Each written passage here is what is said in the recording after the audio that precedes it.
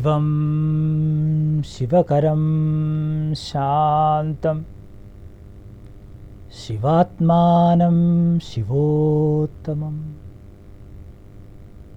Shivamarga Pranetaram Pranatosmi Sada Shivam.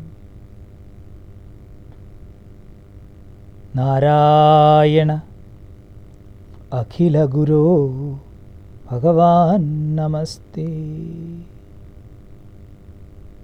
Pahi Pahi Jagadvandye Namaste Bhaktavatsale. Namastubhyam Namastubhyam Namastubhyam Namo Namaha. Shamatha. May peace, tranquility and happiness be with all of you. We have been talking about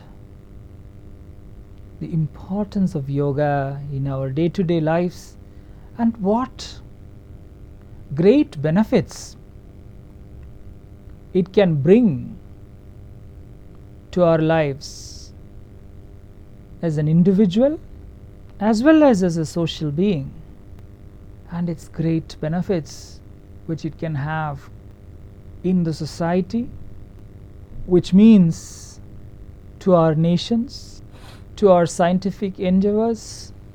We have been looking at the various aspects of it, and there is no limit to it, because as we discussed, yoga leads to harmony, inner and outer.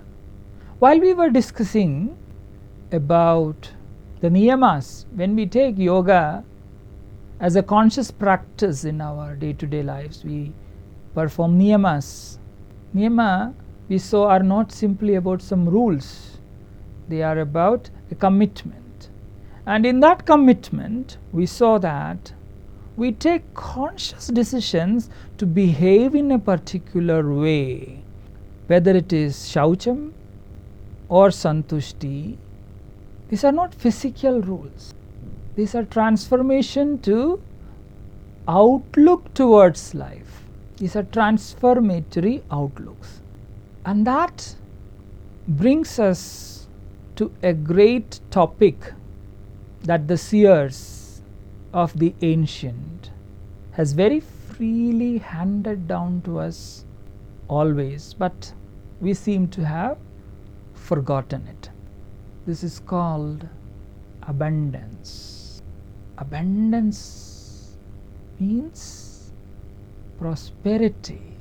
Prosperity means growth. Growth means progress. From a small grain to a huge tree, to its fruit, back to a small seed, and again into a huge tree. All this has been happening in our lives right in front of our eyes every day without any break. Every day. It is so natural that we have simply taken these for granted. And as a result of taking these for granted, what has happened? We have forgotten, or we have failed to see the totality. We have begun to see only stages. We break the totality into bits and pieces and try to enlarge that particular bit and piece into enormous size, and then we have started to worry about that. As a result, even when growth, progress, prosperity, abundance, life, lushness, all this is around us all the while, we have brought ourselves to be contained in small bits and pieces. If you look at our lives today, if you look at our society at large today, the reason for every disease, every discomfort, every pain, every worry is this approach. Can we bring a change into this? We must.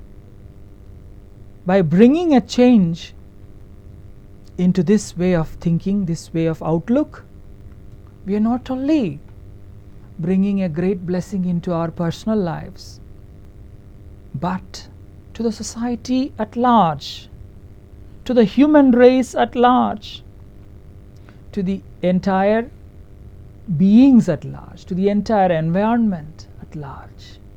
Because by bringing back this way of thinking, we immediately bring a leap into the way our individual consciousnesses operate.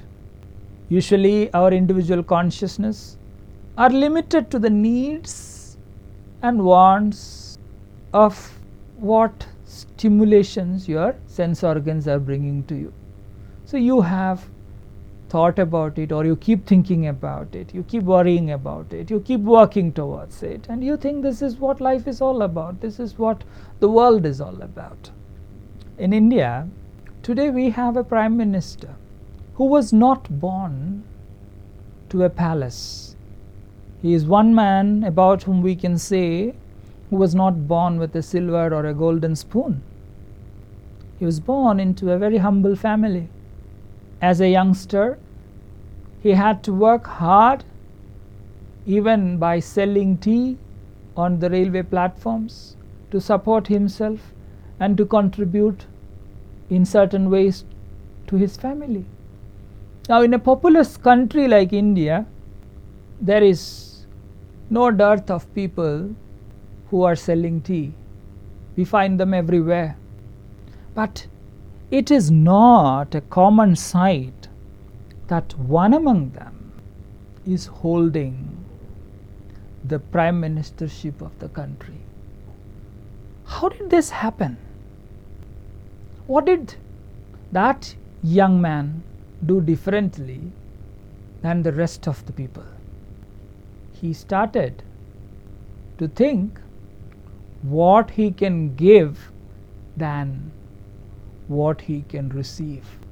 Today, in modern psychology, this is being discussed as one of the fundamental behavioral modifications that has to be cultivated right from school age in order to provide the world with efficiency. In our current educational system, we are told to be achievers, to achieve. In order to achieve, we always operate from a realm of lacking. By operating from a level of lacking, you can never build anything. Those who lack can never achieve. If you are not intelligent, how can you create something? So you need to possess intelligence in order to create something out of it. So you can only create from what you already possess. And the nature, the universe, the existence is always communicating to us that it has everything that is needed. You have to simply build using those.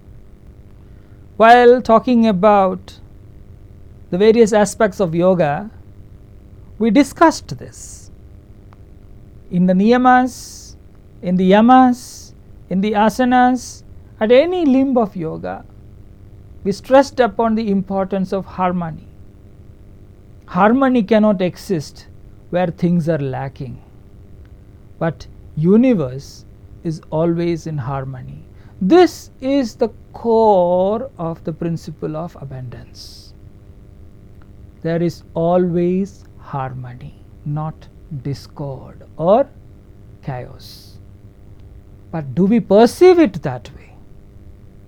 In order to perceive it that way, we have to do the unimaginable. The unimaginable is we have to begin to wonder, we have to begin to think, what can I give, not what can I take. If you keep on thinking, what can I take from others, you are not operating with the fundamental principle of abundance on which the universe, the entire creation operates upon. Instead, you will be operating on a very limited space where you will be squeezed, because you will be always asking, squeeze me, because you think things are not enough, there is nothing around. You will keep on telling things like, I have to work hard, if I rest I will be beaten, if I don't work hard I will be in trouble, somebody is trying to take over me. It is always a thinking of day-to-day struggle. Modern or the Darwinian outlook on life is this survival of the fittest. This is not about abundance. This outlook is all about survival. You can merely get through. And people say, oh, I'm lucky that I'm alive. What is the use of being alive if you can merely get through? That's not what the universe has intended. That is not what this creation is about. The creation is about infinite possibilities. It is infinity personified. So when a child is born, when each seed is born, it is a possibility, it is an expression. You have to regain your sight to connect with this infinite expression. Then only you will be able to see the abundance with which it is created, the abundance with which it is existing, it is operating every moment. So come back to that young man who was selling tea on a platform. Where did he get the power to think, what can I give, instead of what can I have? What can I have? You can either be a beggar. Give me something, I am poor. Oh, I am so poor. What else can I have? That's all I am capable of. You constantly drag yourself down into a pile of dirt. It's like being in a mire. You can never rise up. You will be constantly pulled down by it. So don't be dragged down by this thinking. While we were discussing about Karma Yoga, we saw one beautiful thing which can have far-reaching effects on your subtle body, simply by dedicating all your actions and the fruits of the actions to the Master, to the Lord, to the larger universe. Have your desires. Desires are not wrong. But whenever you have desires, think of it. See those as factors that are contributing to the larger body, simply by thinking in terms of the everyday action of eating food. We know that if we keep on eating food just to satisfy the urge of our tongues, it leads to a lot of diseases. But when you eat the same food with awareness as contributing towards a healthy body, it has a totally different effect on your whole system. So look at ways and means to be contributors, to be providers, rather than people who are simply takers. Don't think of taking away, but think about giving. So every day ask yourself, what can I give? What more can I give? Never say, oh, this is all I can give. Oh, this is all I'm capable of. What more can I do? When you start thinking in those terms, you see that you're dragging down the entire environment, your entire atmosphere, the space which you operate. The energy becomes tremendously low when you think in those terms. Rather think, rather wonder, rather look for ways and means with which you can build, with which you can create. The inner chambers of your consciousness, your intellect, which are lying unused, start becoming operational.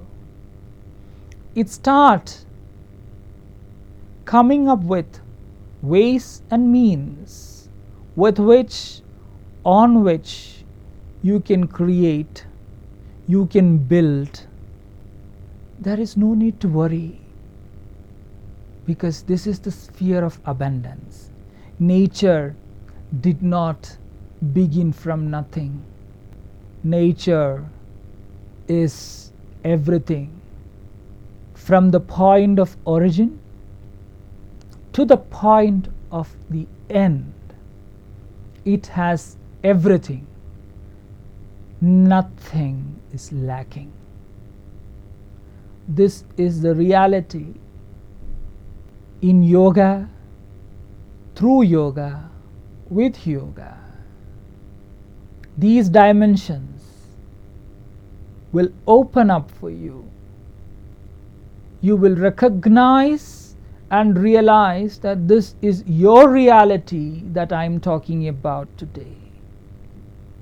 This is not a concept, but this is absolute reality. Have firm faith in this and change the way you look at the world right this moment. Do not go back to your old ways of thinking. Do not go back to your old ways of self-pity, self-doubt, etc. Instead, see yourself as the expression of infinity, and it has everything that is required to build. And this is the creation of abundance. From today, have this firm resolve that I would not stay a victim of self-pity, I will not stay a victim of self-doubt, but I am abundance personified. Shamatha.